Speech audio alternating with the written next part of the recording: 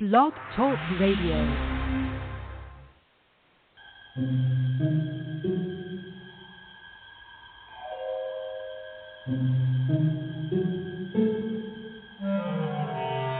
Archangels, ghosts, and Bigfoot, oh my. It's just another night for Supernatural Girls. Real stories, real answers to life's biggest supernatural mysteries. And now for another exciting interview with paranormal experts from this world and others. Here's your host, paranormal researcher Patricia Baker, on the one, the only Supernatural Girls.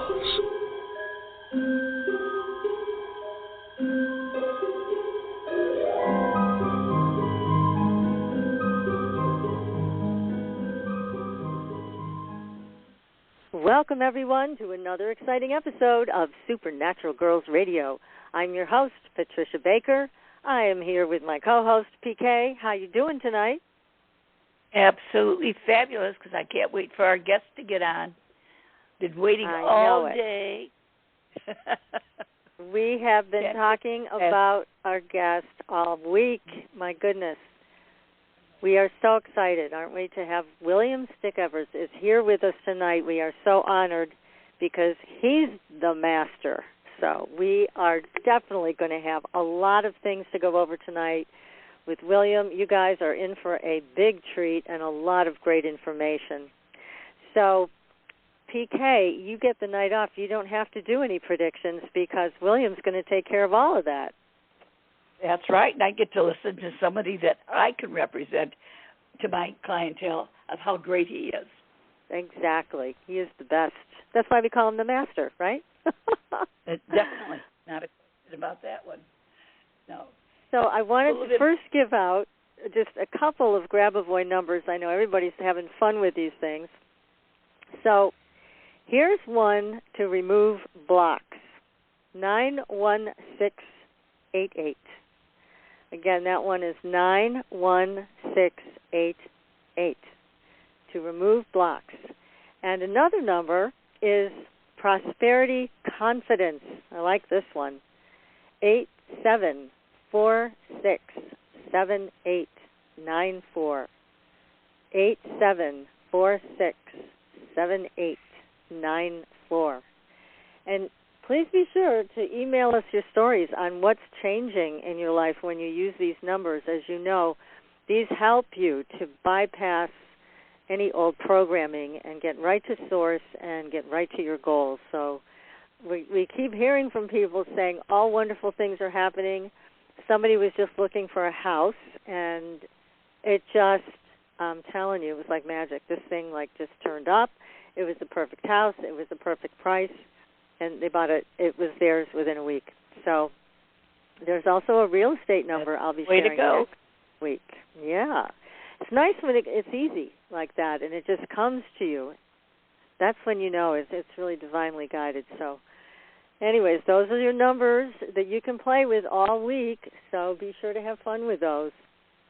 Now, tonight, as we mentioned, we have William Stickevers. And he's been with us before, and, of course, he has made predictions, and they've all come to pass. So we put a lot of faith in William, and he has an incredible background. He has a broad scope of political, economic, psychological, spiritual, and metaphysical knowledge. So he systematically explores possibilities about the future and how they can emerge from the present by weaving current secular trends, geopolitical factors, and mundane astrological portents. Now, he's a counseling astrologer, and he's been doing this since 1988, mostly in New York City, now in San Francisco, and he's well-versed in psychological, horary, electional, medieval, and Renaissance branches of astrology. He's also certified in Astro Carto Graphy, which can tell you the best place to live, and worked with Alphee, Lavoie of the Astrological Institute of Research. Now, I could just go on talking about him because his resume is very long, of course.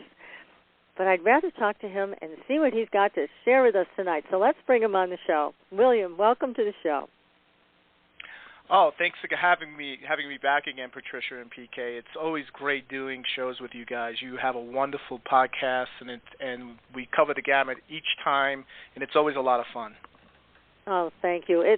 We feel blessed to have you with us tonight. Oh, and I also just wanted to do a shout-out to all of our listeners, because we found out just last week that we are in the top 5% globally of all podcasts. So thank you, everybody, for listening all over the world. We really appreciate it.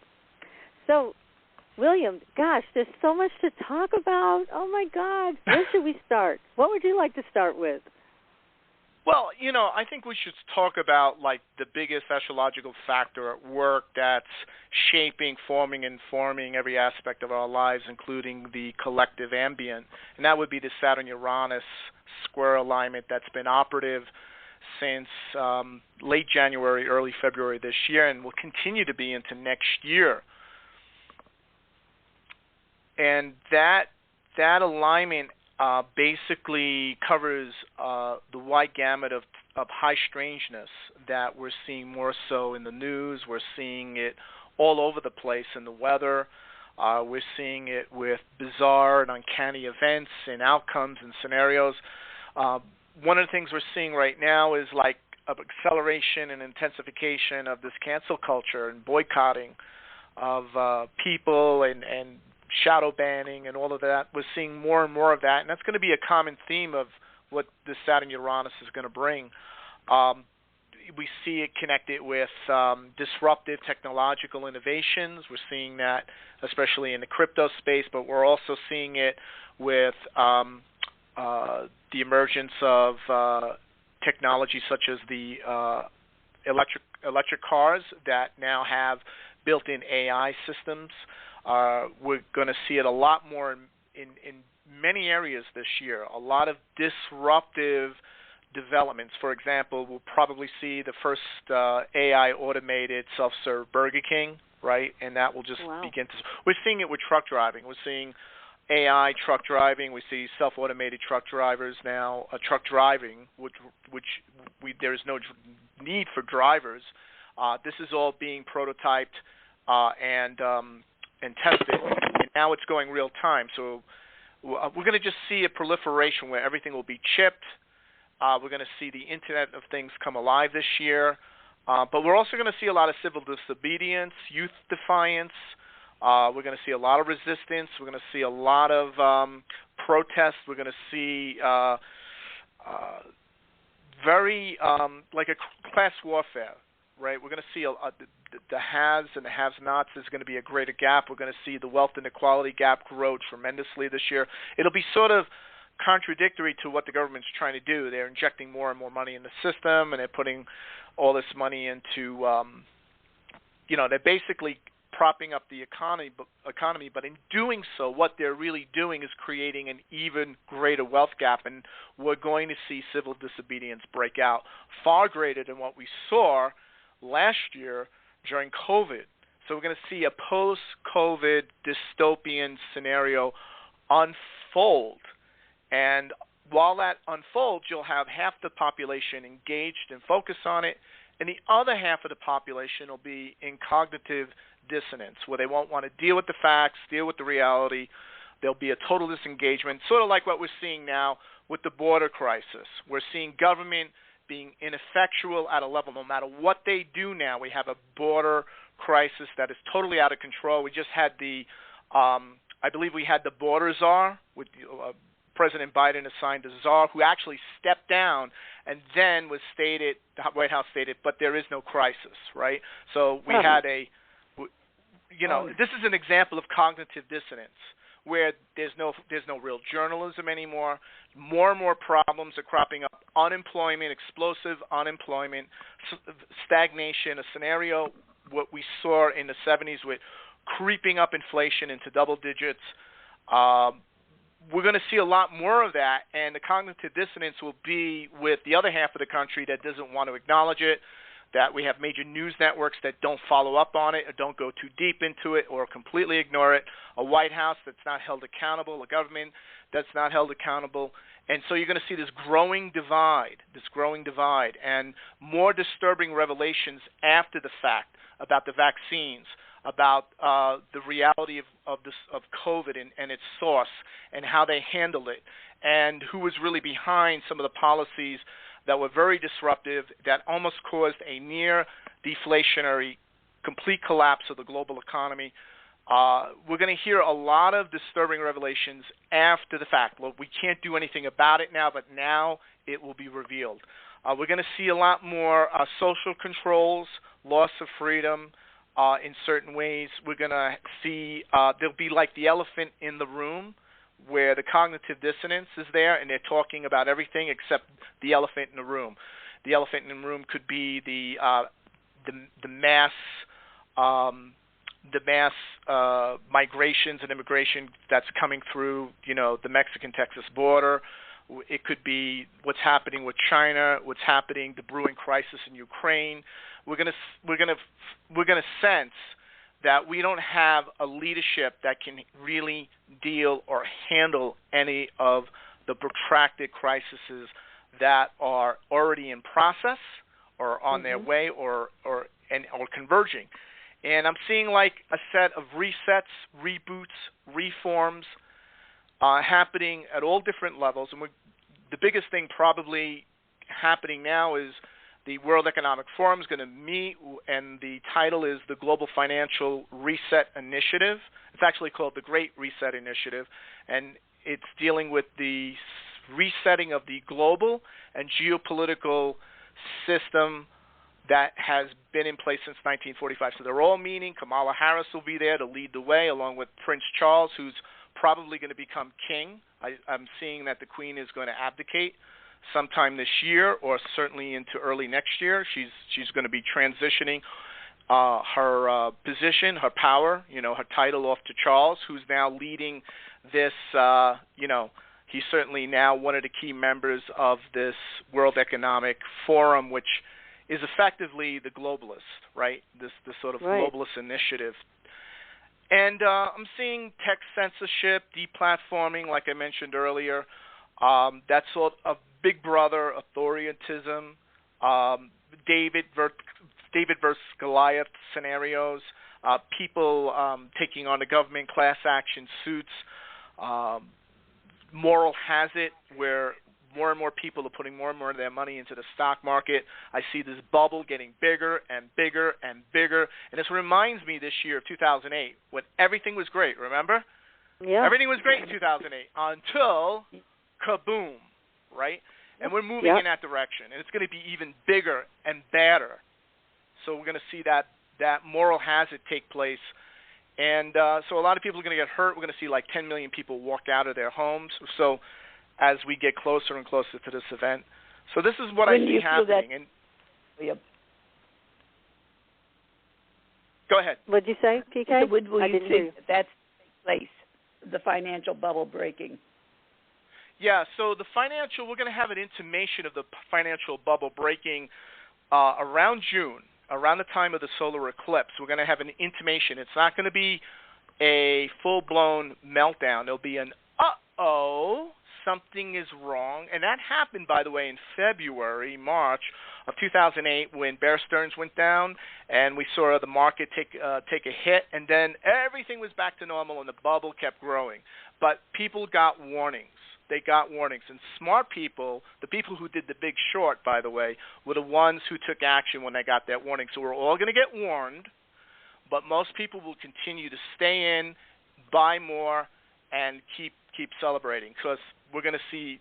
Remember, what happens is that markets begin to unwind once we see more volatility occur. So there's extreme ups and extreme downs.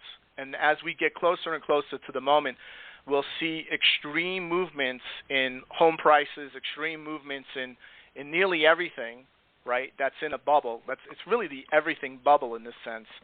And we're going to get intimations, and there'll be disturbing revelations after the fact, probably by late June, early July, that will reveal right, how much time we do have left. But the only thing sort of propping this is the fact that Biden is going to be injecting more and more and more money, suppressing interest rates down to prevent a bond market collapse at all costs, and doing other things to give the perception, apply perception management, that the economy is stronger than what it really is. This is a very fragile economy that's on the verge of really collapsing on its own weight. Wow. Now, can you share with us, William, some more information about this globalist meeting?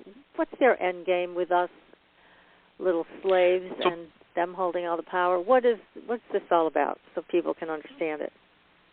Yeah, so what it's really about is building a technocracy using a one-world global system where power and money is distributed evenly, but the power, so power and money is evenly distributed, but it's basically a social technocracy, a socialism combined with technocracy.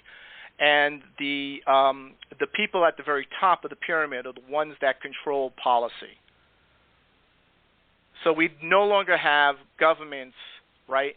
Taxation by representation it doesn't really work or it doesn't really count for much, because when you have supranationalist and transnational financial systems that have more power than the national systems, right, underneath them, or national governments, meaning like the people at the top of the World Economic Forum who represent the globalists will determine policy, push down policy that all governments across the world will accept and promulgate and enact and enforce. And what that means for everybody is that the type of currency system that we have in place, which is in rapid decline and dying, going through a very protracted death struggle, is going to be replaced by something radically different at a much faster timeline than anyone could possibly imagine, especially those who are least in the know, which happens to be your Wall Street financial advisor. They happen to be the least in the know people about what's really going down and what's really about to happen, because remember, they get money, right, by keeping you in the system, and they're going to reset that system when you least expect it. And they don't, from what we've heard, they don't want us, and I mean the collective us, underneath these powers that be. They don't want us to have anything. They don't want us to own personal property or have access to funds. Is that true? Is that what this is about? Right. What they want you to do is to consume, because they're trying to build their model is based on consumption. So like what we see in the United States, 70% of the economy is people consuming things they don't need. The moment that slows down, we'll see a complete collapse in the economy, because we outsource most of our manufacturing, even our services now. Try and get technical support, and you don't have an American picking up a phone, right? No, so, you don't. You know, right. So this is what's happened now, and this is going to be accelerated. And look, the bottom line is that first it's going to be a multi-step process. First it's going to be the currency. They're going to re-engineer it. They're going to force you to swap your U.S. dollar or any type of national dollar-based assets into this new international crypto-type currency. It'll be a digital currency. I don't know if it will be a cryptocurrency. It'll be a centralized currency. It'll be a centralized blockchain that will be that will have international. In other words, it'll be swappable with any other type of currency. The idea is to basically create one currency, one communication system, one global network, one global financial industrial infrastructure, right? And that will be in compliance with, nations' trading policies, financial policies, and foreign policies. So this is something they're going to roll out very quick. Normally it would take like 20, 30 years to do it. They're going to do it between now and the end of the decade, and it begins in May of this year. Wow. That sounds very frightening. It really does. It is. What about if you have government savings bonds, or if you have money in the stock market? What do you do with that? is there something you can do to save all that at this time? Well, I mean, the best thing you can do is get out of the system, and there's only one real way. There's two ways you can do it. There's one real way and one way where the first thing people can put money is in gold and silver, but here's the problem with gold and silver is central banks are buying that gold, right? Yeah. They're right, because that's what they're going to base their reset on. That's the one thing they can agree on. So they're now holding gold. They're suppressing the price of that gold, and they are purchasing that gold. So that's one way to get out of it, to go into precious metals. The other way is to go into cryptos, because they have absolutely no control of that system, and that's going to become a big issue for them. So that's why people right now are moving completely out of stocks. They would not maybe completely out of stocks, I should say, but the smart money is getting out of the bond market, because the bond market, when you have any type of currency issue, when you see a complete the runaway inflation with the currency, so we're going to have a combination of deflation and inflation at the same time happening, then the smart money is responding by moving their value into the hardest money there is. And there's only two things that we could say is the hardest currency or the hardest money there is. That would be gold, and the other would be Bitcoin. And that is what's happening now. So that's one of the things people can do. You have to realize, though, this World Economic Summit, it's not going to be on the following day. They're going to reset the system.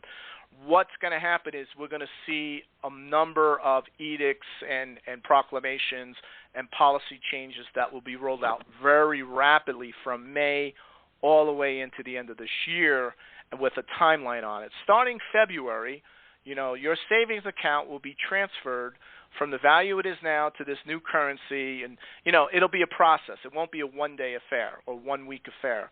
It's not going to be like that's what happens in the movies, right? They need to do that to keep you engaged, but this is going to be like one of those films that go on for a number of months while this all unfolds. So nobody knows exactly what they are going to do. We do know they're meeting and they're planning to implement it, and we will know what that is once they finally once we get disclosure on that.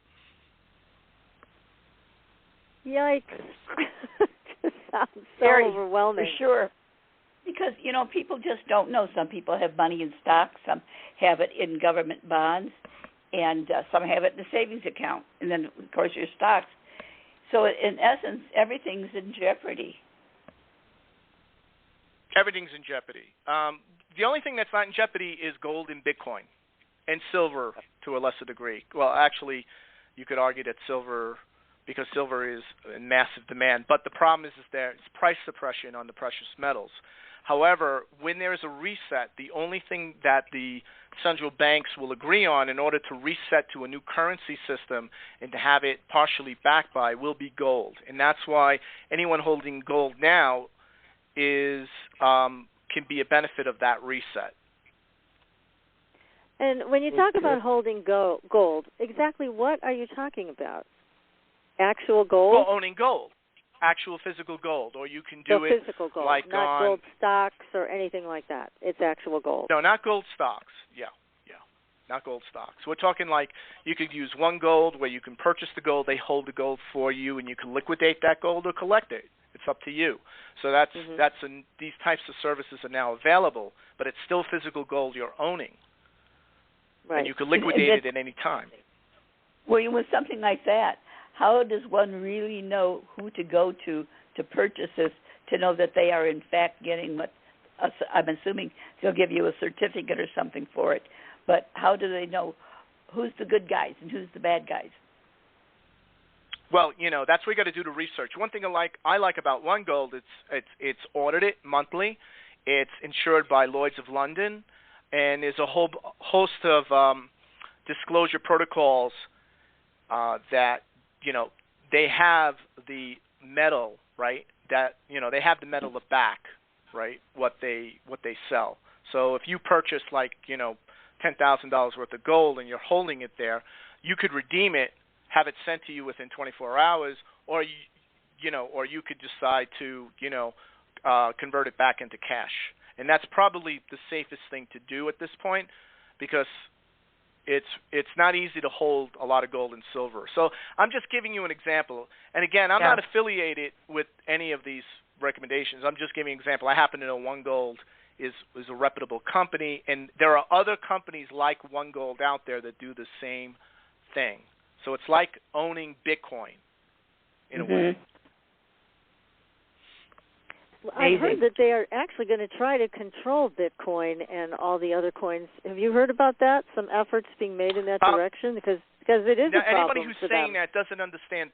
Anyone who's saying that doesn't understand the technology. I see a lot of conspiratorial types that have no technological background.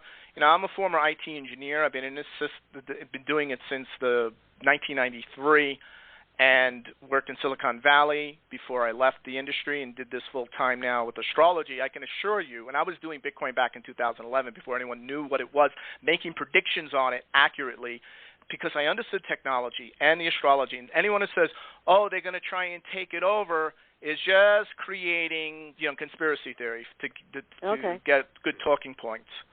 Well, that's comforting. It's impossible for anyone to get 51% or greater control on the mining, on the distribution, on the exchanges. And the reason for that is because the way the technology is designed, it's actually intelligent. It knows, right? So it is, I don't want to go too deep into it here, but just those type of statements, anything that's holding you back from Bitcoin right now has probably more to do with misinformation, right, than the real facts. Yeah. So the day of the dollar is coming to an end, and it's really going to be startling for a lot of people. Like you were mentioning, there will be a lot of people that won't be able to pay for their home. They'll be out. That's right. And remember, 7 to 8 million people left their homes between February 2008 and February 2009, while the economy was doing better than ever, until we had that Lehman meltdown, Lehman Financial Bank, and Wall Street melted down, and it almost took down the entire global financial system within 24 hours. And up until that moment, though, people, right, months before, there was plenty of data coming in, but there was cognitive dissonance that was pervasive throughout the mainstream media, and even people who knew this refused to believe in it. And that's why we had, that film, The Big Short. If anyone hasn't seen it, I suggest they watch it, because we're going to see a replay of that occur over these months. And with this globalist agenda that they are so committed to enforcing, is there any hope of groups of people coming up against it and changing this, or it's the done deal? Well, it's going to happen, but we're going to have the civil disobedience and youth defiance and resistance and the class struggle and class warfare that we saw in the 60s come back with a vengeance. It was in the 60s and the 70s, right? So if you take from 68 through 74, that period, right, and we sort of all forgot about it, but it was quite serious at the time. But it's going to come back even bigger, because the middle class has been completely deleveraged and has not recovered since 2008 at all. So there'll be that going on, that dissonance and the civil disobedience.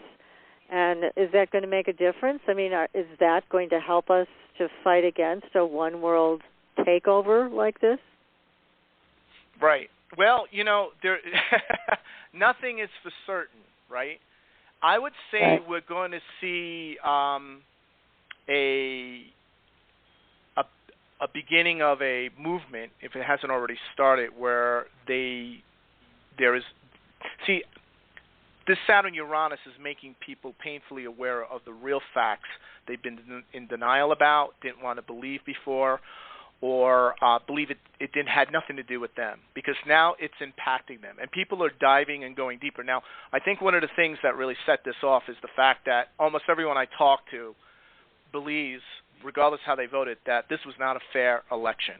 And because of that, they're starting to question everything else out there that they're hearing about. The economy's great, put your money in, right?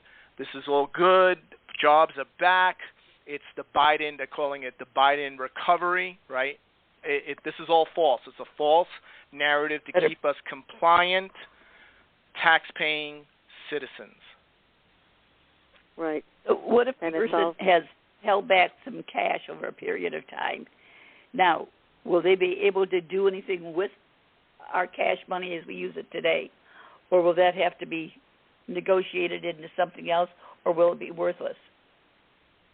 Well, no, what will happen is your cash will be converted. It will be converted. But if you're holding it in your house, they'll give you a certain amount of time to bring it to the bank. And after that, it won't be counted. So this is what happened when they exchanged money. If you remember, back in 1999 to 2002, you had a certain period to bring in your Deutschmark, right, and convert it into euro. And if you, after a certain date, you could bring them 1 million Deutschmark, they wouldn't convert it. It was monopoly money at that point. So we're going to have that process. It's going to roll out. You're going to see they're going to give you incentives. If you convert $10,000 of U.S. dollars to this new system, we'll call it, I don't know, the digital dollar or whatever they call it, you'll get $11,000. They'll give incentives because they need to get you into the system. And the reason they have to do that is if they don't, they're risking a financial collapse, and that would, and the first sign, say, look, the first sign of a financial collapse, and we're seeing this in Europe, is negative interest rates. Mm-hmm. So, right, you give the bank $1,000 in a bond, and you get $7,000 back after 10 years. That's a negative interest rate. So that's what's happening now, negative interest rates on checking accounts, negative interest rates on bank accounts, you name it. That's what's happening in Europe. So it's happening in Japan. It's happening in other countries. The Federal Reserve says we can't go negative interest rates because if we do, we're the world reserve currency, there will be a complete collapse in the financial system. The trade settlement will collapse. Oh, okay, the only option is to reset the system, write off all the debt, and reset it to a new currency. And that's what they did in 1933. That's what they did in 1857. That's what they did in 1773. And that's what they're going to do starting this year, and they'll probably roll it out because they don't want to do it. If they do it really fast, they risk a global revolution. Right. People won't like it. They won't want to participate. Right. So, yeah, there's I have to keep wondering who's pulling the strings on all this. We know it's not the idiots that are pretending to be in charge right now. They're just puppets. So it's the people that we probably don't even know who they are, don't even know their names, that are pulling these strings, right? Well, they're up. We know who will be attending, and that list will be finalized. The World Economic Forum, and a lot of industrialists. Kamala Harris will be a keynote speaker, so she's representing the U.S. government and rubber stamping it. She may not be designing the policy, but she's going to rubber stamp it, and when she's president, right, when she becomes president sooner rather than later, she will enforce it. Not Biden. Biden's not going to enforce anything. He's lucky he can't even make a speech. That's why there is, by the way, no State of the Union address, and according to the Constitution, the president needs to make a State of the Union address. There is none planned because he's not capable of it. So that just tells you what's really going on in the White House. So he's not going to implement it. She will. It's all about Kamala. It's her world, and we're just living in it. And behind her is the globalists. And that's what people in the metaphysical community better get a whiff of, because a lot of them are staunch Democrats, but it's no longer about being Democrat anymore. This is not about Democrats and Republicans. That is over with. This is about a global, technocratic, socialist state that's being placed and put in place in front of us with very little, no journalism, no discussion, no debate. Look what's happening on Facebook. Look what's happening in the news. Look how they deplatform people and nobody say about it. Look how people are just being thrown off, right? Left and it's right. Horrible. We're talking about people. Horrible, right? And nobody says anything. We just go to Costco, pay our taxes, extend and pretend, run up that credit card, keep holding on to cash, even though if you had $10,000 last year, now you only have $8,000 worth of purchasing power this year, meaning you would have to have $12,000 today in order to get what $10,000 would have bought you this time last year. No, let's not talk about that, the runaway inflation. There is no journalism, no discussion. Even in the metaphysical community, it's hush, hush. William, please don't bring up the election when you do our podcast. William, please don't bring up this thing, don't bring up the finances too much. Don't overdo it with Bitcoin. Please hold back on this and that, because there's a collective dissonance and psychosis that has taken hold. And look back at Germany, 1930s. How could one of the most advanced cultures in the world, the most sophisticated, culturally and scientifically sophisticated culture in the world at that time, in 1930 Germany, turn into a Nazi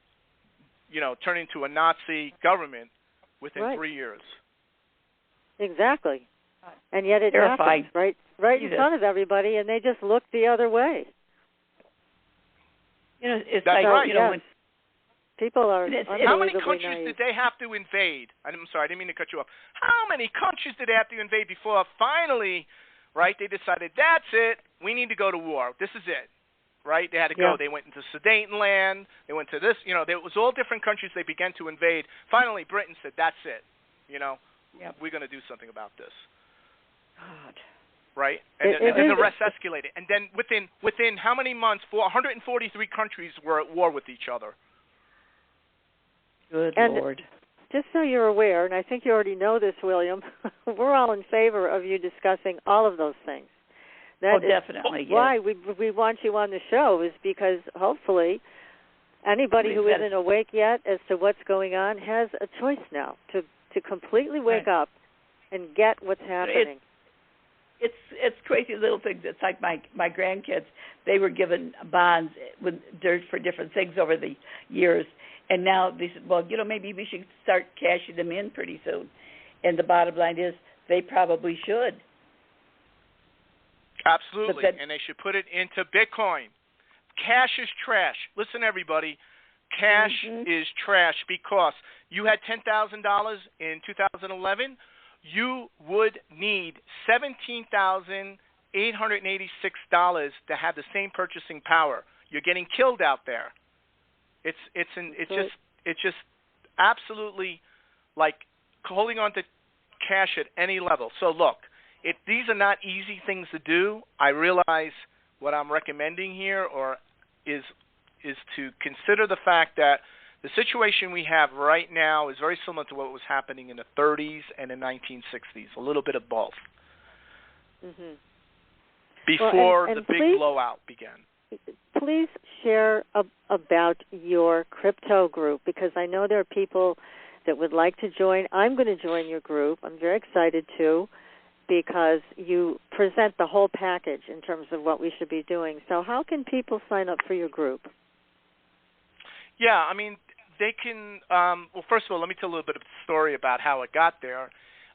Sure. I was doing a lot of forecasting in just what's going on in the world, and doing forecasting with the stock market and gold, and then I was doing Bitcoin back in 2011, and then finally, when I got on Coast to Coast, they asked me about Bitcoin, and I said, what do you think? And I think the first Coast to Coast show, I said, well, I see Bitcoin going to 10,000.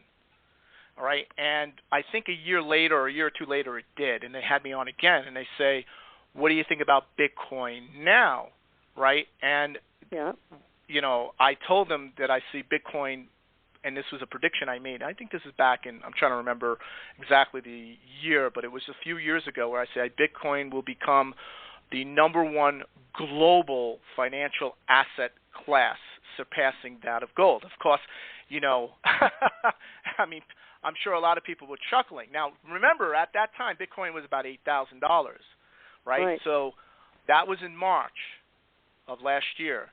Today, it's $64,000, and it keeps increasing at an exponential rate. And the reason I saw all of this, had a lot to do with the fact was, I was doing financial astrology for over 10 years.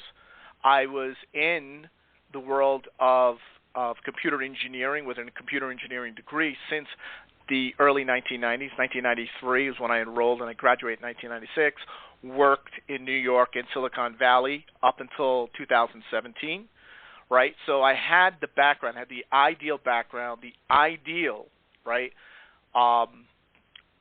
perspective, and and I had the training. I had training with some of the best financial astrologers in the world. So I was able to detect back in 2011. So when I got on Coast to Coast and said, hey, I see Bitcoin going to 40,000 when it was $8,000, and then it hit 40,000, and they had me on the show again just recently and said, where do you see it going now, right?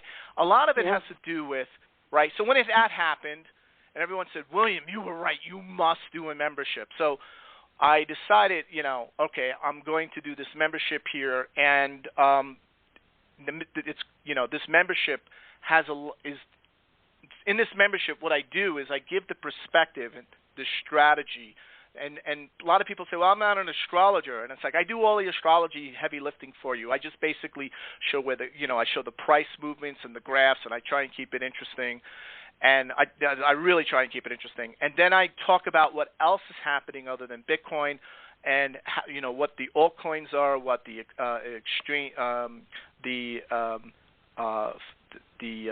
non-fungible tokens, and all these other new innovations that are disrupting not only the financial system. We're talking like the entire the world of art and culture is being completely disrupted. The metaverse, the emergence of now people are making millions of dollars on real estate inside of the metaverse, and they're getting paid. They're getting six-figure salaries playing games and doing things inside of virtual worlds. And this is happening, and it's growing at an exponential rate. We have a new economy. So I'm introducing people into that world at all ages. I have money managers who attend. I have people who say, I have $1,000 I put into Bitcoin. What's next, right? I have the whole gamut, right, from world-class astrologers attending to people who know nothing about astrology other than the fact that they sense, I've got some cash and I'm worried, what can I do with this? So that's what this group is about. Now, how can people sign up with that for that with you, William? Where would they go? To your website? Yeah, they would go to my web page, right, and they would see the Crypto Astrology group when they go there, as soon as at the landing page. And from there, they could sign up and, let me talk a little bit about the membership. So the membership is the cost structure for it is based on getting actionable advice. So you don't just sign up and you watch these presentations and you don't know what to do. I'm giving actionable advice. I have resources there, how to buy Bitcoin, boom. What is a non-fungible token?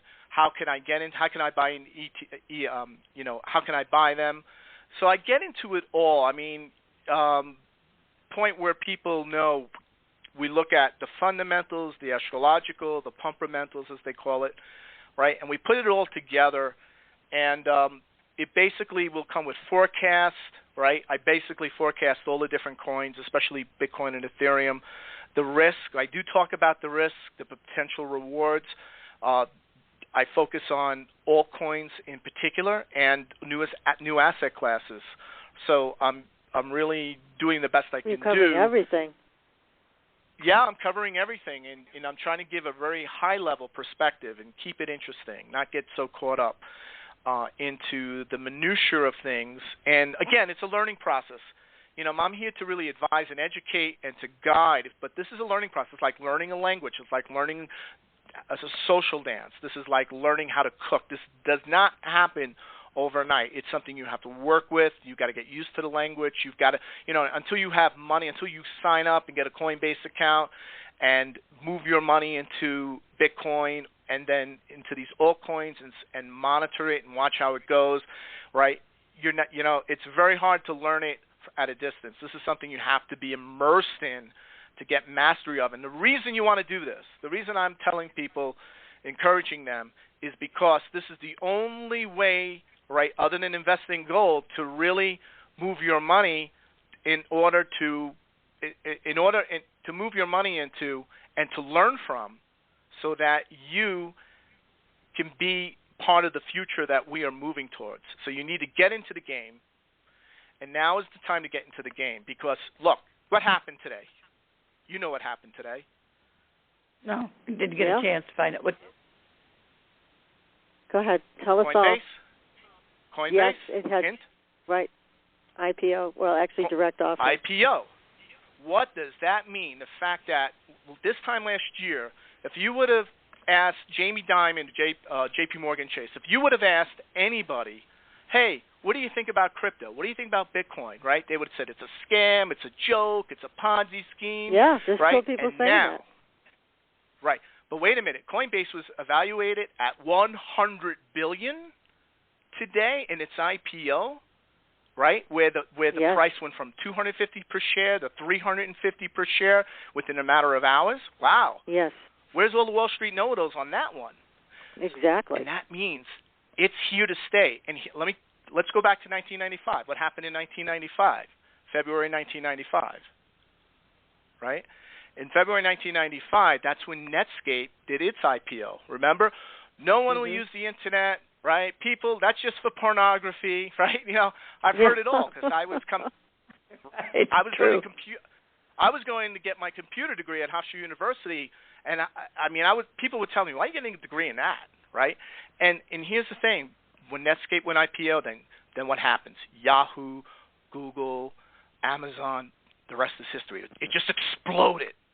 Yep. And we are now at the beginning of this new explosion in disruptive technology, Saturn-Uranus. This is the Saturn-Uranus bomb.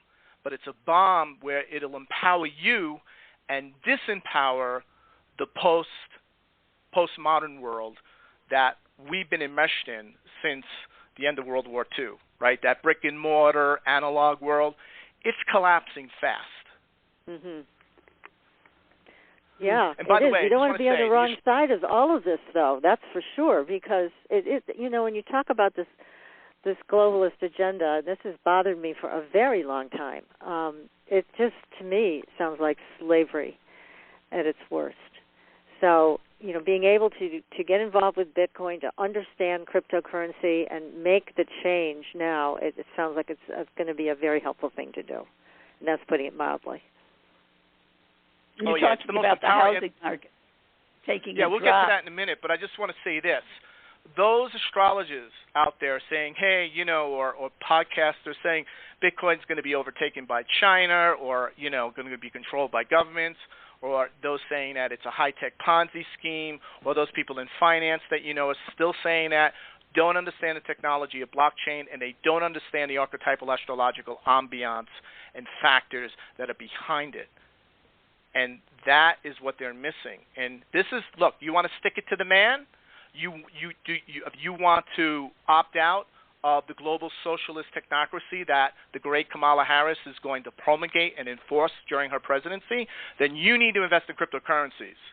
I'm talking to the audience here, not just... Yeah, well, hey, we're all in. I want to stick it to them because I'm horrified at what has gone on in this country and who is supposedly leading us now. It's pathetic.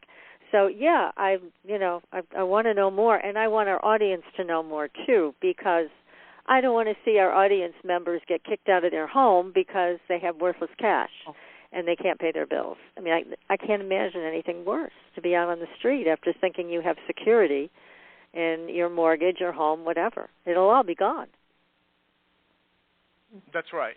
It'll all be gone. So, look, we're entering a scenario like everything that they propped up from this time last year till now is beginning.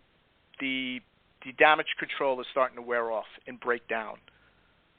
And it's not going to happen overnight. This will probably be a summer where a lot of people will, finally the restrictions will be lifting, and it'll be the sense of hope and getting their lives back on, and that will happen this year. But also the fundamentals of the economy, the global economy, and more importantly, the financial system is breaking down much, much faster. And the fact that gold and Bitcoin, if you look at over the past 10 years, gold and Bitcoin have outperformed tremendously, means that the dollar, the world, all the currencies, especially the dollar, because everything is against the dollar. It doesn't matter if you have Deutschmark, forget it, you don't have Deutschmark anymore.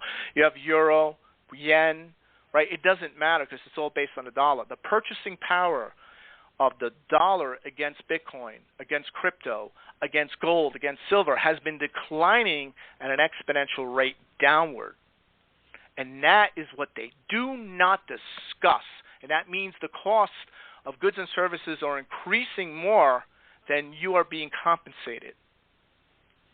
Yeah. Yes, that makes sense. That's exactly what's happening.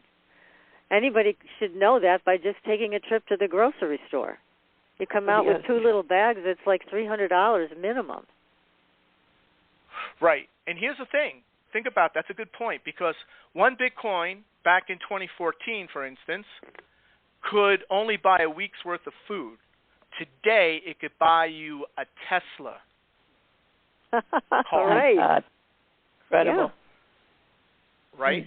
So that's deflationary. What's happening with the U.S. dollar is inflationary. Mhm. Exactly. So that's what Saturn-Uranus does. You're seeing inflation and deflation colliding against each other simultaneously into a perfect storm.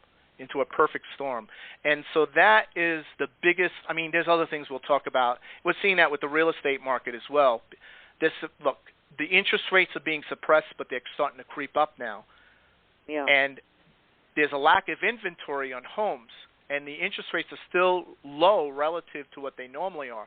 But here's the question: how much longer can that continue to go, where there's bidding wars within hours of putting a home on sale, because everyone's getting out of Dodge from the cities now that they don't have to work anymore. They can do work at home and make their 7-figure income. They're getting out and they're moving out, and they don't care. Oh, that's a house, I'll take it, right? Yeah. I'll bid way over. That frenzy never lasts very long. So I think it's going to go much higher, by the way. If you're selling a home out there, sell it now, sell it fast, hold on to that money. Do not buy right away. You're not going to be able to buy anyway until we see this market blow over, and that's happening this year. But we will see the bubble get even bigger this summer. Wow. But again, if somebody wants to sell their home, they better have another place to go. So, yeah. I mean, it's again, well, is it good to buy, like, let's say somebody wants to invest in real estate. Can you buy? Should you buy outright? Just buy the house outright, no mortgage. Well, that would make sense, but here's the problem: if you sell and you want to buy another house outright, you know, if you go down to go to some place in Georgia, you sell your house in New York, and you say I'm going to go to some town in Jasper, Georgia. You're now paying premium prices. Now it's no longer I can get a great deal and buy the house outright. That is not happening even in remote parts of the country. So it's really not a viable investment, is what you're saying. Right now it's not. It's probably best to hold on to your money, rent for a bit, wait for things to blow over, and make your move, when you're ready. So look, that's just general advice. Everyone's situation is different, of course, right? But yes. I would say right now, sell the home and make sure you safely park your money. That's a whole nother set of issues. And then decide. Right. Here's the other thing, too. The Saturn-Uranus is disruptive in a sense. You see a lot of people moving anyway. They're being forced to move. They don't want to sell a house. They got to sell a house for them. So that's what's happening. But here's the thing. What your non-negotiables, what you desire, where you want to live, and your non-negotiables are changing so fast because of what's happened and what is going to happen, that where you may think you're going to end up will not be where you end up. So a lot of people, I'm suggesting they just sort of hold off. Okay. Well, I'm going to you had mentioned about Camilla being president. When do you see that taking place? Well, I'm seeing it like it begins in July. Doesn't mean that she becomes president in July. I'm seeing her taking more power in the White House and her team. So there's like two teams right now. You have Team Biden, Team Kamala, and they are, they're sort of vying for power, and Team Kamala's sort of in the background, but she's the one assigned to the border crisis, even though the borders are abdicated. She took no responsibility. Doesn't want to go visit. She might get caught. Right. So God. you're going to see more of that. Kamala has been signed this and part of this commission, and now she's going to be speaking at the World Economic Council, and she's going to be shaking hands with the President Xi of China, because we're now buddies. China's our friend, right? Not. Yeah, right. So, you know. I got that one. Yeah. So that's the other big problem. The 800-pound gorilla, besides the financial system, is China. And you could say that that's probably one of the biggest reasons we're having this big fallout with China over Taiwan. A lot of it comes down to money, trade. A lot of it has to do with what COVID triggered.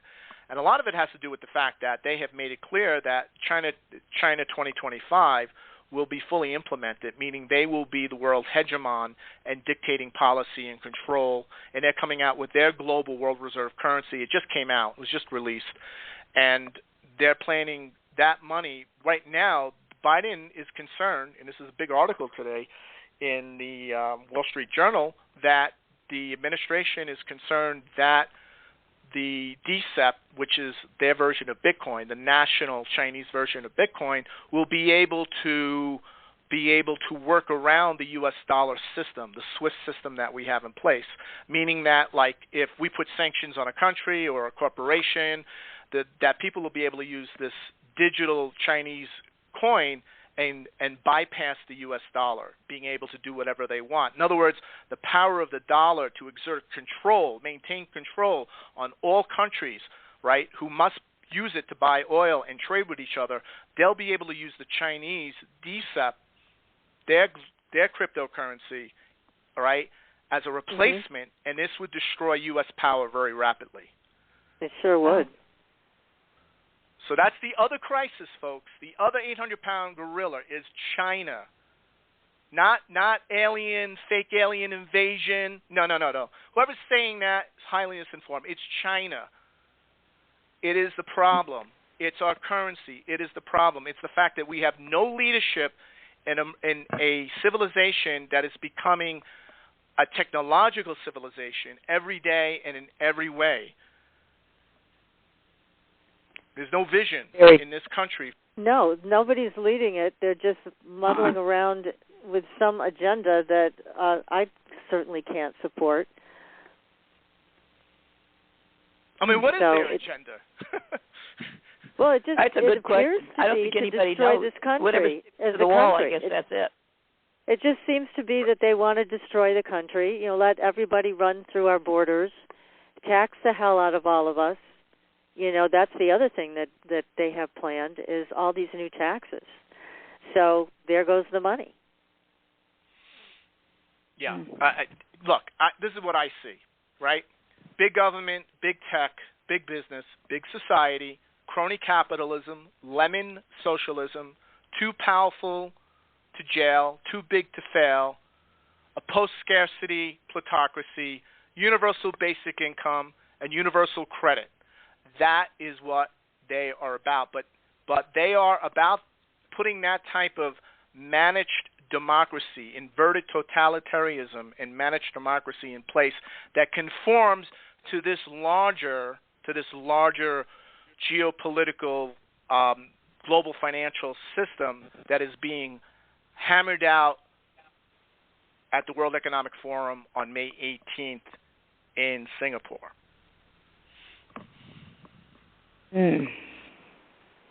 It's not encouraging to hear these things, no, but not at all. But people have to get with the program and understand what's being done, and that's why we're so glad you're here tonight to explain this so clearly that we're not ever going back to what we had. And I think you were one of the first people to come on the show and say that about what was happening in this country, and that the country was literally being torn apart by this new regime, and it is. So we know it, but nobody had guts enough to say it. Thank you, William, for letting us know where we really stand. Exactly. Because people just don't know. They don't understand. And it's well, there's nothing to see here. That's what they say. They can give you a plausible narrative, and they could say, look, sit down with me, watch CNN, watch Don Lemon, let's see what he says in the news. See, nothing to see here. If it was true, it would be on CNN. If it was true, it would be on Fox News. If it was true, it would be in the New York Times. This is the problem. Yeah, right. Unfortunate but true. It is. There's no thinking things through for themselves. So, but again, I know our audience thinks things through, so that's good. We've got a big, strong group here across the globe that does think about all of these things and is quite concerned about what's happening next. Well, let me ask you some other questions, too, besides the economy, which is in deep trouble. But what about our spiritual quest? I mean, what kind of help might we expect from the other side or other dimensions or our own connection with Source? Is there anything energetically in the stars that's going to help us? Oh, absolutely. I mean, the solution is always built into the crisis, and that's when people rise. You know, the best is brought out in people during times of crisis, when they're fearing an existential event or death, right? That is when the best of us, our most authentic selves, rise to the occasion. And this is what is just starting to happen. Look, a lot of people, we've been sort of all like sidetracked, sidelined, repressed because of the COVID dystopian lockdowns, right, draconian lockdowns that we've had. Right. All right, they're beginning to lift. And now there is a big issue over the vaccinations and should I get vaccinated, and they're trying to enforce the vaccinations, right? Again, that's, the fact that they're trying to take away our rights and then get us into compliance, right? That is all part of this program. And this is where, you know, if you abide by metaphysical principles, one of the first medical principles is to know thyself and to think for yourself, to cultivate independent thinking. Thinking. Okay. What do you think about taking the vaccine? I think that's a choice everyone needs to make for themselves. However, that being said, the Saturn-Uranus alignment always historically indicates disturbing revelations and facts after the event, meaning what are we hearing now about these vaccinations? And I'm sure a lot of, like, for example, the Johnson & Johnson may be rescinded, right? They may pull it back, right? They may decide, you know, right? So that's being debated right now. Places. Yeah. Right. In Europe, they pause, right? There's other vaccines as well in Europe that have caused many, many other problems with these blood clots. So we're hearing about blood clotting all over the world, right? And we know it's not everyone that gets the vaccine, but it's unpredictable. The number is larger than what they expected, and they're suppressing the data. It's very hard to get that data, right. And we're going to hear more about this. Going about 5 or 6 cases. Well, we know that if they say there's 5 or 6, maybe 500 or 600 or 1,000, we don't know. Right, that's right. So we're going to get more disturbing information after the fact. So I would, look, you know, this is something you have to make a decision on. They're going to push this down our throats in all different ways. Now, certain states like Florida, that's not going to happen. Certain states like Texas, that's not going to happen. But if you live in California, you live in New York, you live in New Jersey, you want to get on and travel, right, and go to the office, they may force you to take that vaccination. They may coerce you through all means necessary or to keep your job, right? If you're a healthcare worker, you work for the state, you're a police, you're a fireman, you're an ambulance, you know, you work in a hospital, you're going to be, right? So there'll be a lot of pressure being put on people, and this is part of the sort of civil disobedience I see happening where people are passively resisting. So there's going to be a passive resistance movement about getting the vaccination, which is going to start becoming much more visible and clear probably in the next few weeks as we get more disturbing revelations where people who were pro-vax are going to step back now from that position. Oh, that's going to be interesting, yeah. Some people have already taken a shot. They're waiting for a second. Do you think it would be wise for them not to take the second shot? Yes, I do. But I'm not a doctor, and I can't say that. But, you know, I know I trust your opinion. That's why I'm asking the question. Yeah, I'm just letting people know that this is not my area of expertise. But what I can say is because of what I know in terms of the data and the fact that I think it was on a show last time I said there's going to be a lot of disturbing revelations about COVID we're going to find out about. In fact, I think we just had another revelation just come out about one of the guest speakers on CNN actually is now changing his position on the source of the virus. He's going back to he's now changed his position that it was a manufactured virus that was released out within the Wuhan facility, with that weapons lab facility. So that's another thing we're going to see. We're going to see a lot of people change their positions, and probably as a result, they will be what? They will be, they will no longer be on the show. They'll be black marked.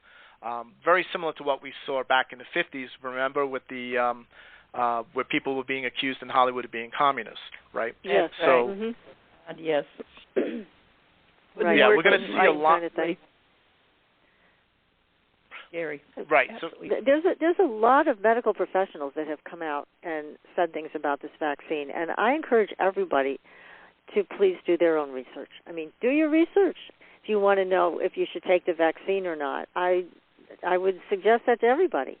Look up the data and don't just believe what mainstream news is saying, because they're following an agenda. You got to dig a little deeper than that, but you will find the truth about this vaccine if you dig for it, and you have to. It's your life. It's your kids' lives. It's important to make an informed decision for yourself, just as, William, you suggested. But follow the research. It's not what you think. So follow it, and you'll find out what's really going on. But a lot of predictions have been made by medical professionals about what's going to happen from this vaccine, and it is not pretty. But if you do your research, you'll get to it, you'll find the important information, and then make your own choice, like William is suggesting. Right, because we see the AstraZeneca shots in Europe continued. They were flagged. We're seeing the Johnson & Johnson vaccine, all due to potentially fatal blood clots, and some of those potentially fatal blood clots resulted in fatalities.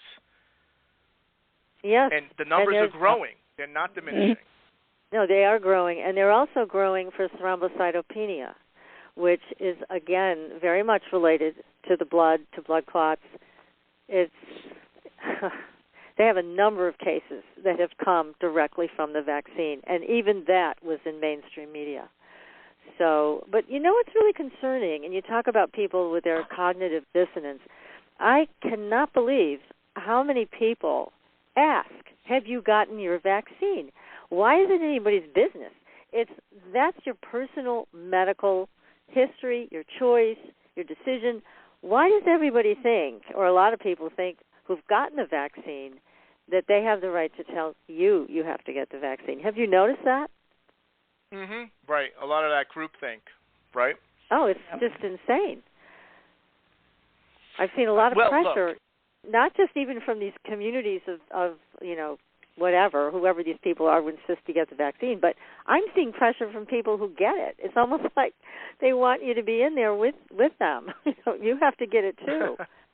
But why? Right. Yeah, I think that's part of the social consensus, right? People want social social proof. Yeah, yes, exactly. Social proof. It's almost like they know it's a problem, but if you get one too, then maybe it isn't. It's a very strange fracture in consciousness is what I'm seeing with that. Right. So we're going to have a bifurcated society, a split between those who are ambivalent or resistant to the vaccine and those who are very pro.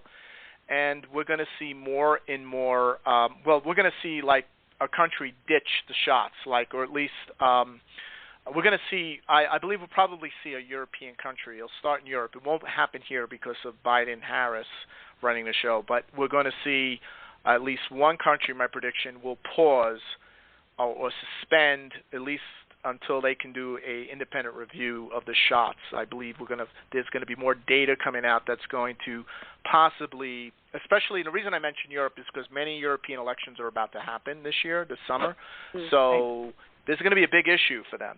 One of these smaller European countries, and there's going to be a lot of pressure for them to during this election cycle to answer these questions and inform their citizens and put in policy that deal with things. Unlike here, for the next 4 years, it's going to be a love fest of, implementing radical socialism and totalitarian managed democracy. What do you see with the amount of people that we have coming into the country right now, and the inability to really take care of them? What can we as a country expect from this mass of group of people coming in? Yeah, the illegal immigration is going to get more out of control. Well, I think what we're going to see is a massive rise and spike in crime. Oh, we're already seeing that. For sure. So that'll be the first thing. Look, they're going to have to radically raise taxes, which is going to happen. One of the other things I want to mention is people think their taxes are high now. They're going to get much higher. It's not this year, but next year. So they'll change the laws this year. But next year, everyone's going to feel like they're living in California, regardless what state they live in terms of the tax hit they're going to take. So you need to get prepared for this, folks. And the reason I'm bringing that up is all these people flooding into the system, they're going to, we don't have enough schools, we don't have enough homes, we don't have enough facilities, enough roads, we don't have enough. And they're going to raise those taxes to pay for those people who don't put money into the system and probably won't for a good while, right, until they get integrated into the society, if ever, right? So this is a big This is another 800-pound gorilla in the living room.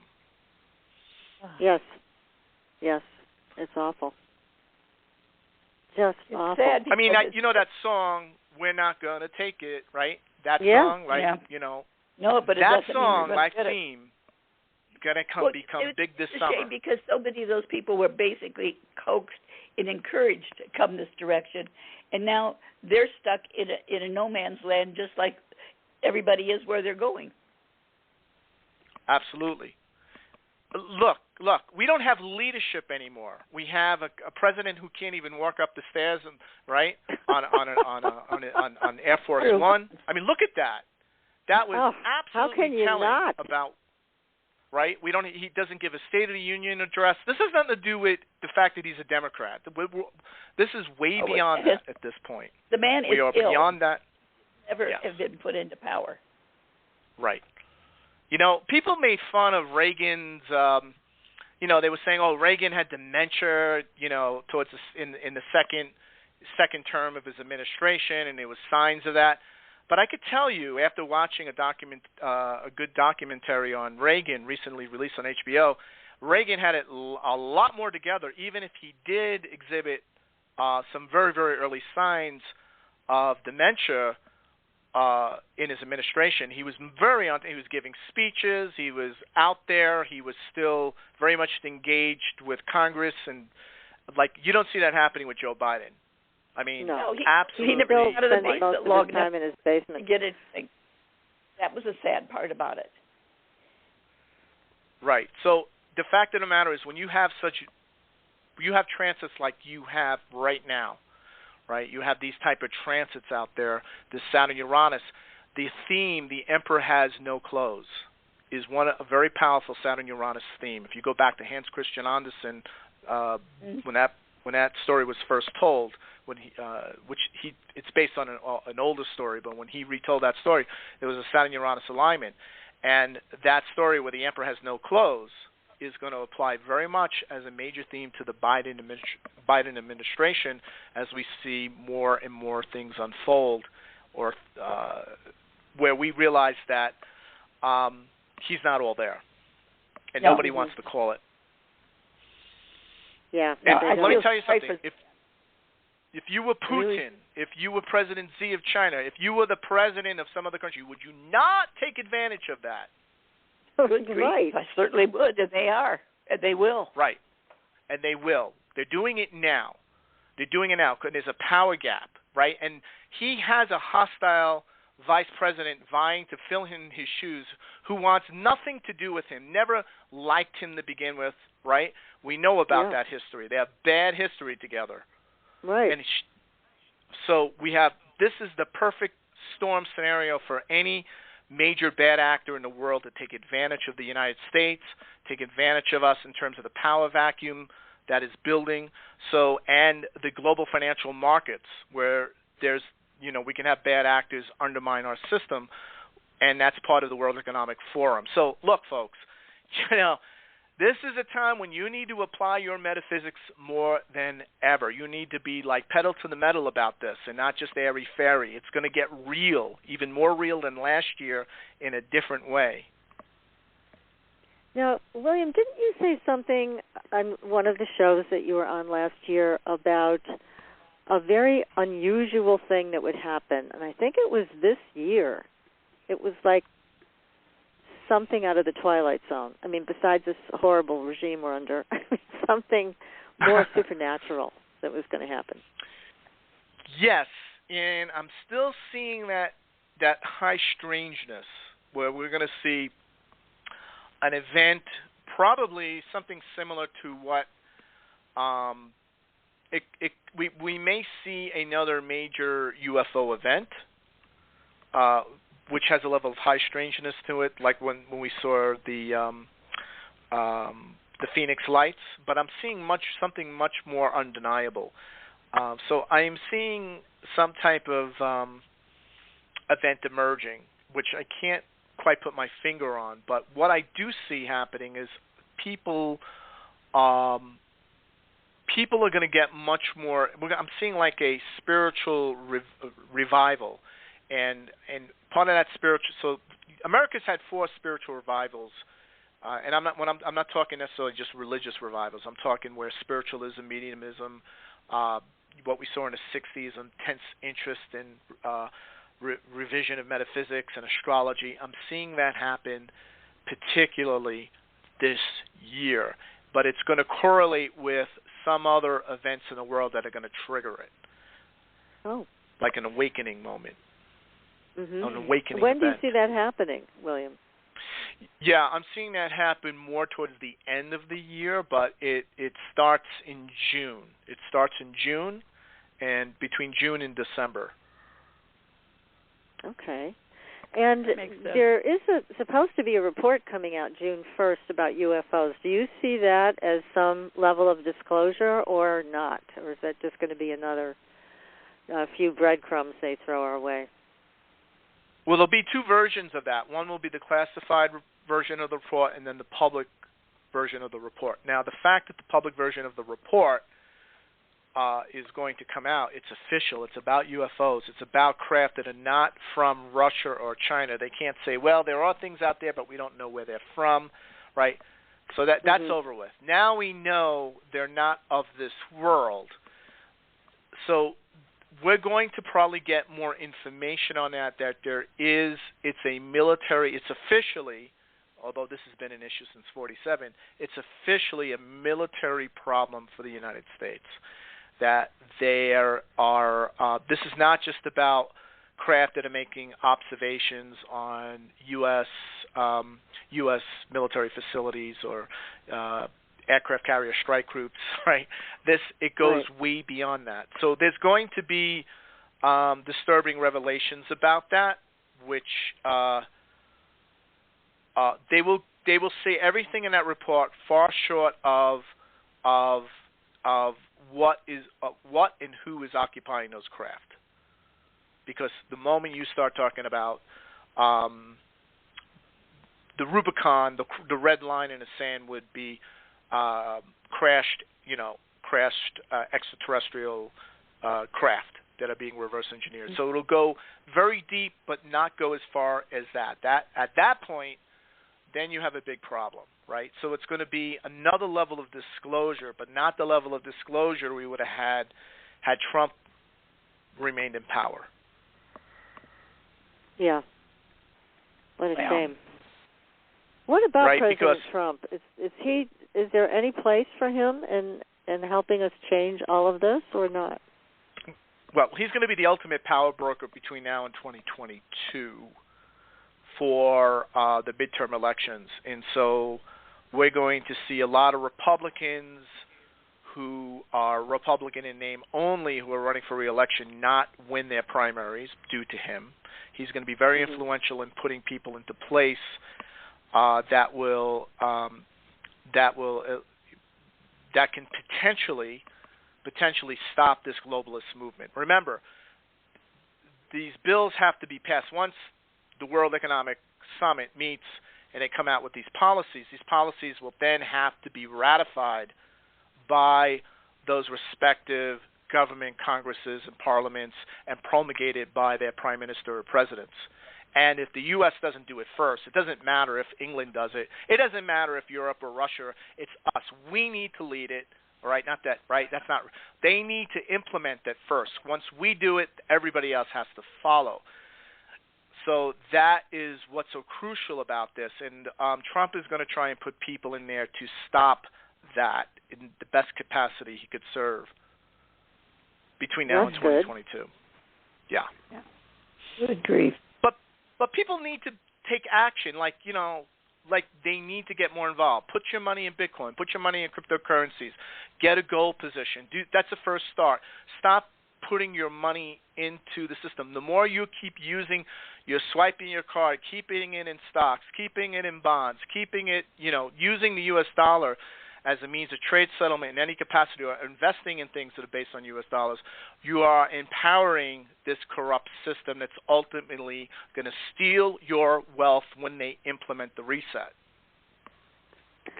Do you have a time frame that you could tell people that if you're going to move your money out, you need to do it by around this date? Do you have a sense of that? You got to start now, because before the World Economic Conference meets, you got to get the process going, and you've got between now and 2024, right? So you've got between now and January 20th, 2025 is when the next president, right? So this is, look, whatever you can do, it's so crucial. How things turn out for everyone really depends on what they do over the next 4 years, but it starts today. At the fact that Coinbase got an IPO. If you would have said to anybody in the world, right, and said, will Coinbase have an IPO with $100 billion assessment value, capitalization value, and people would say, no way, come on, right? And what happened? So the impossible just happened today. So that should give people hope, because these cryptocurrencies do not follow any of the guidelines of the financial system. They're completely outside the control of the U.S. government, of the World Economic Forum, of the globalists. So start now is good advice, and then be out of it totally by 2025, January of 2025. Be out of it completely. Right, completely out of it. I mean, look, there'll always be a stock market, but what's going to soon happen is the decentralized finance is going to take over and supersede the centralized financial system, where you could buy a token of Tesla. So everything is going to be tokenized. Everything is going to be virtualized with a token, and you could buy property anywhere in the world. You could buy tokens that represent that property and trade that in a decentralized system, and you won't have to have a certain amount of money. You won't have to have a fixed amount of money. You won't have to have an agent. You won't need a broker. You won't need a certain amount of, the barriers of entry that now exist are completely eliminated. Everyone's an equal player. There's going to be true price discovery. It's already happening now, but it's going to be possible where everything you want to do, right, you can do right from your own mobile phone, and build true independence, sovereignty, and autonomy in the world through this technological revolution that is disrupting governments, industry, finance, and the power base and the people who pull the strings. This is why it's so important to get involved in this movement It's not just about, hey, I can make a lot of money with Bitcoin. It starts off like that, but once you get deeper into it, you realize what's really happening. And this is a revolution even bigger than the 60s that's taking place. Wow. Now, there's been a lot of speculation about who started Bitcoin, right? That's a mystery. That's a mystery. But I do know when and where he started it. We do know that information, and I use that horoscope chart in order to make all my price predictions. Oh. So, So it's good you know that. Well, good you have that information. So you know your chart's accurate, that's for sure. Right. Well, if you have an accurate chart, you can make accurate predictions. That's right. Yeah. That's terrific. That is for sure. Yes. Oh, my goodness. So this is so great to have you here with us, William. Such a wonderful amount of information, and we definitely all need to wake up. If there's any places we think we're going to hide from this, there aren't any. We have to start facing it. That's right. And this is not easy, but it's necessary. And, when the going gets tough, the tough get going. And that's what Saturn-Uranus, it's another theme. So Saturn-Uranus has multiple themes. And it's just like these themes of self-reliance or, trying to build more autonomy and self-reliance in your life. It's not something you generally read in a metaphysical book, but this is what the astrology is demanding of us within the collective. And what about food, William? I think we brought this up last time, because I think you also mentioned there would be disruptions to the food supply, and we need to think more about being independent that way as well. Yeah, I'm seeing disruptions somewhat with the food supply, and more so with the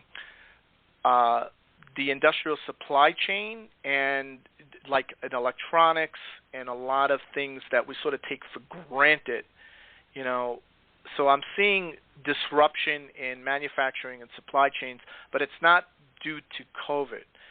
COVID triggered it. So, look, like for example, I'll give you an example. So disruption of technology, right?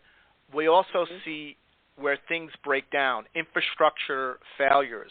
So if there is a vulnerability or a potential infrastructure failure that had low probability becomes a high probability, like we saw in Texas. Look what happened in Texas with the electrical system.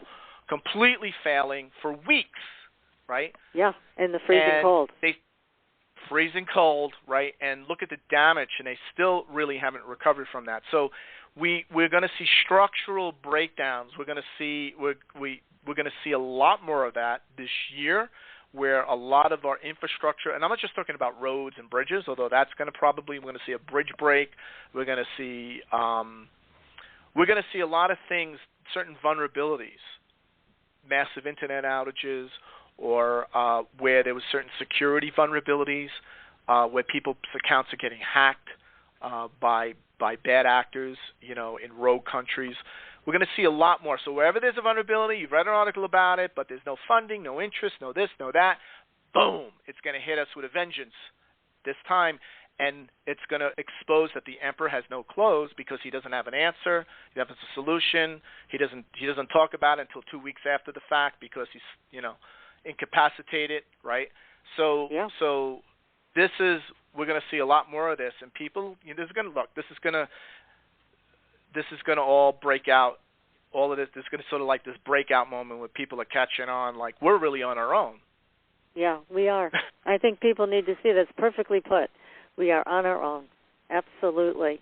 Well, William, thank you so much for coming on the show tonight. I wish we had another hour to talk further with all of this. Oh, my goodness. Well, thank you. Thank you Thank you for having me on the show again. It was wonderful. Well, thank you wonderful. so much. You're Thanks just for a your master. Delightful to have you with us, and we so appreciate your guidance. So we hope you'll come back and share more. And until then, everybody, we'll be back next week with another great show, and we'll see you on the Blue Highway. Good night, everyone. Good night. Thanks for listening. Tune in next week for another radio adventure with Supernatural Girls.